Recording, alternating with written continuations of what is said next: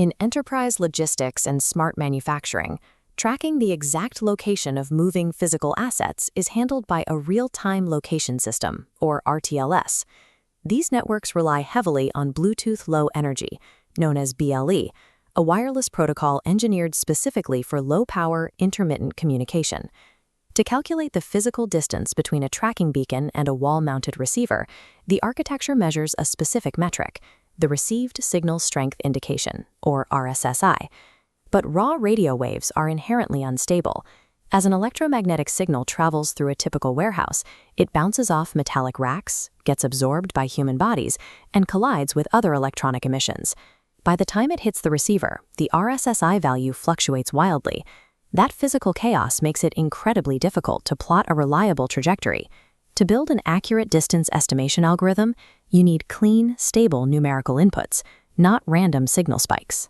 To extract usable distance data from a noisy environment, engineers have to build a telemetry pipeline that systematically strips away network interference and isolates true electromagnetic propagation.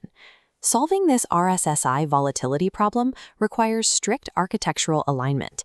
You have to perfectly match the physical radio frequency broadcasting layer with the software data transport layer.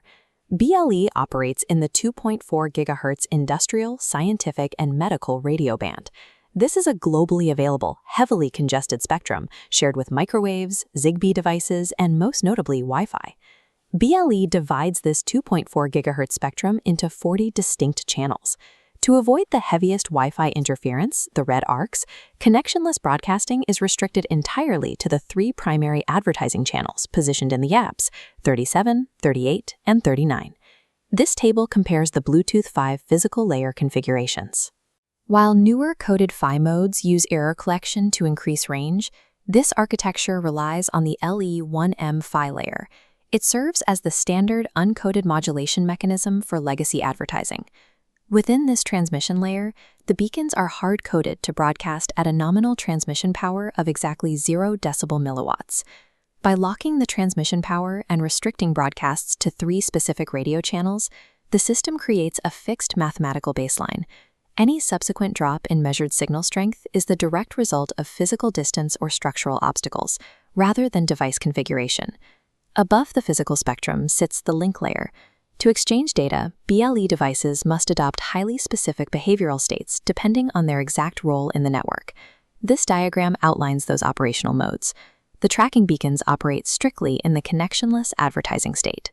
As broadcasters, they continuously transmit data into the surrounding environment without waiting for a receiving device to acknowledge the signal. The advertising interval for these devices is set aggressively, between 100 and 250 milliseconds. Broadcasting up to 10 times per second is necessary to capture the micro fluctuations of the radio signal as it interacts with the room. This visual breaks down the anatomy of the data frame. Following the preamble, the 32-bit access address tells the gateway receiver to instantly lock on to the incoming stream. The core information is carried inside the protocol data unit, which splits into a header and payload. This schematic details the advertising payload. Inside the manufacturer-specific data structure, the packet carries the calibrated transmit power and the device's unique MAC address, permanently tying the physical radio pulse to a specific physical object.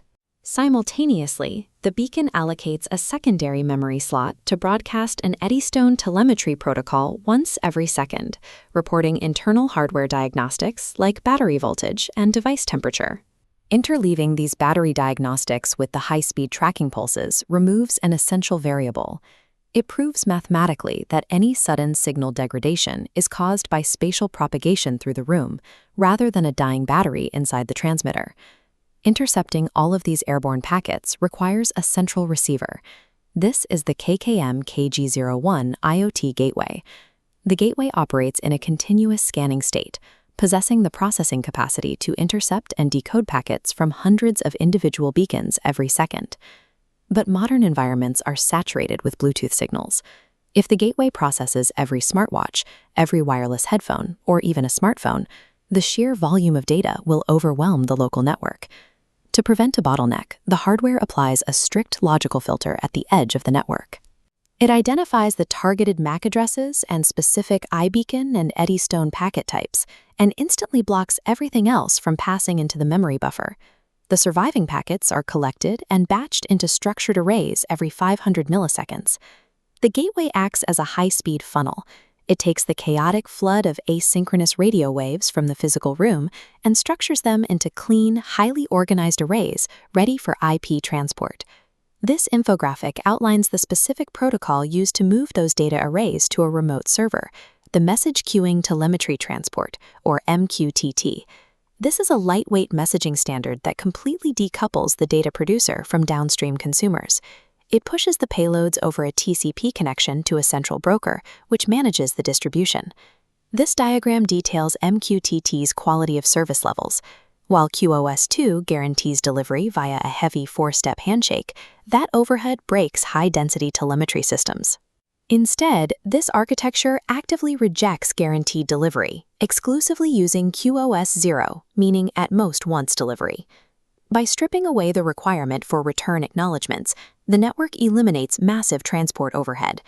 When streaming thousands of batched packets a minute, avoiding that handshake prevents severe latency and data duplication.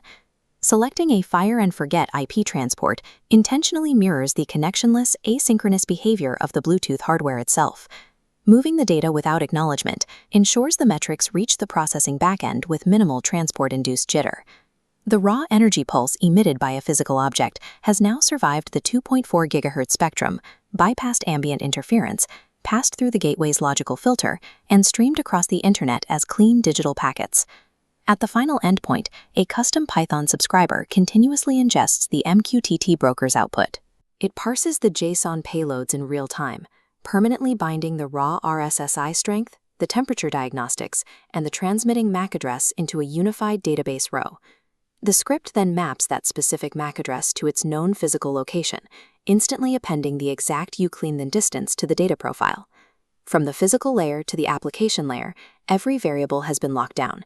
It uses a fixed transmit power, unacknowledged delivery protocols, and aggressive gateway filtering to strip away any external network behavior. With the hardware and transport mechanics strictly controlled, the data is completely isolated. The remaining fluctuations in the signal strength are no longer random network errors. They are empirical proof of spatial propagation, giving engineers the exact mathematical foundation needed to calibrate highly accurate indoor tracking models.